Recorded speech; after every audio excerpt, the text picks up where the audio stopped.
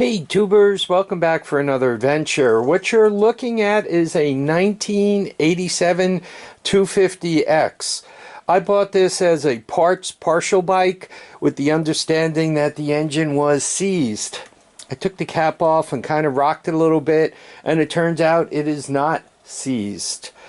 What we're going to do in this video is we're going to do the timing. We're going to check to see that the timing's any good, because I'd really rather not start jumping up and down on the Kickstarter and bend the valves and destroy the engine. And it's good that it seems to be loose, but let's see if it's timed up correctly. So to do a timing check on a 250X motor, you take this cap out, you align to top dead center, you take the top of the engine off, and you check the marks on the cam to make sure they're lined up where they're supposed to be. So you guys can see I have a whole load of nuts and bolts to play with here. So I'm going to do that, and I'll turn you back on when we're ready to start lining things up.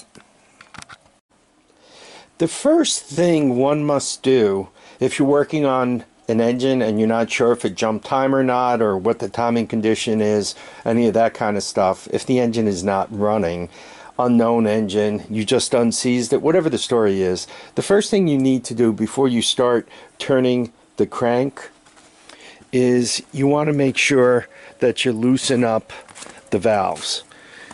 And obviously the way you do that is you just loosen up the retaining bolt and then spin them out. What that does is it makes it so that the valves do not open to their maximum amount. Even with those things completely spun out, the valves will open a little bit, but they will not open to the extreme value. So that's the first thing you want to do. All four valves in this case, right? We got four of them here. After that, you want to take these caps off. You know, some guys have big black dark fingernails and they could just spin them off. I find that I typically use a washer to get these broken loose so that they'll come out. And there you are. Next thing you want to do is get your piston to top dead center before you take the top off and so forth. And the way you do that is you turn this, and I'm going to show you there's a little T that shows up here, and when you're at top dead center, okay, your valves should be completely loose here. If you're not at top dead center, go around one more time, 360, and once again, as you move your cam followers, right, the little tappet arms here, they should be loose on all four. If that's the case, you're at top dead center, right? The main cap was off to turn it. This little cap is off. And let's see if I can't get in here and show it to you without knocking it over. Now, what I'm trying to show you is a little T right on the flywheel. Let's find the right one, of course. And see this little notch here? That T should be lined up with the notch. Okay, I got some light.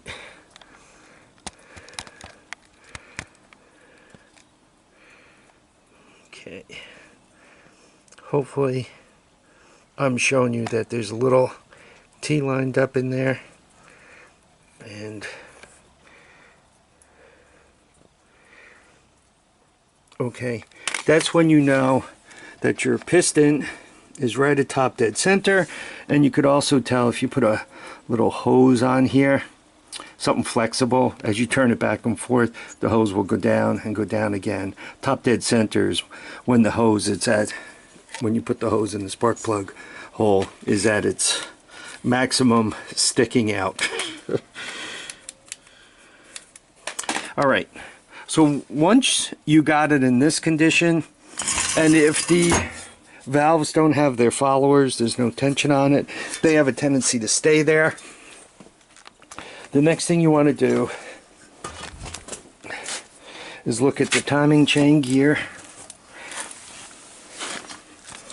And in this case, you can see that little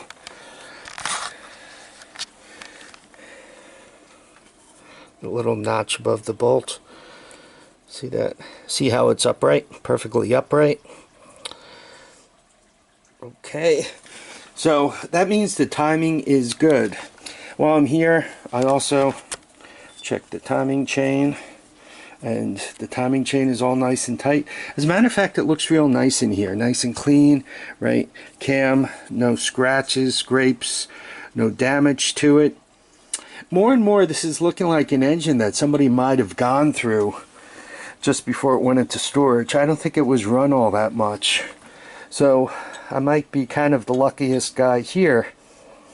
A lot of us out there know that finding a 1987 250X motor that's in nice shape, where the case isn't torn up, where the sprocket is here, right, and the rest of it is nice and clean, that's kind of a rare thing.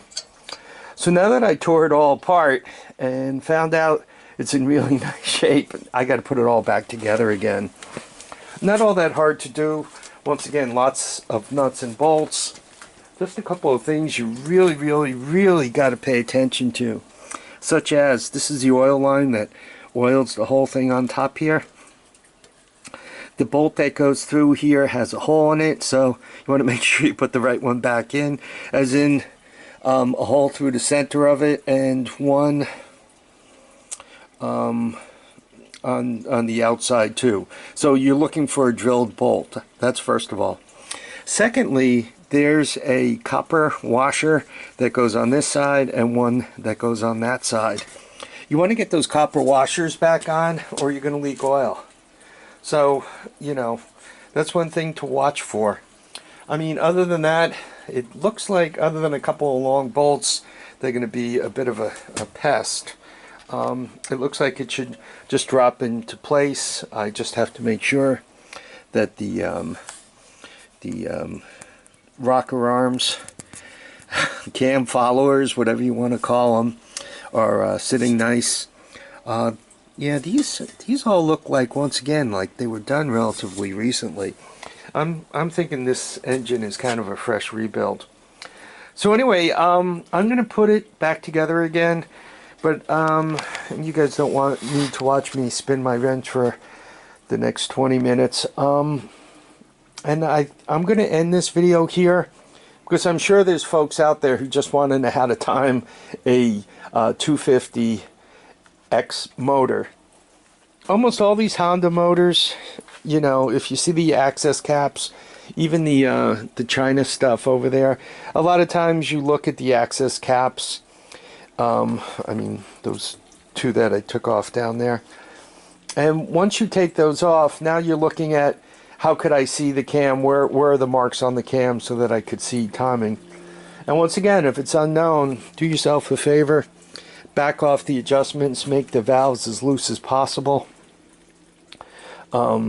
before you start turning the crank. I mean, chances are, if you got an engine that somebody threw the chain, they probably already hammered things on you.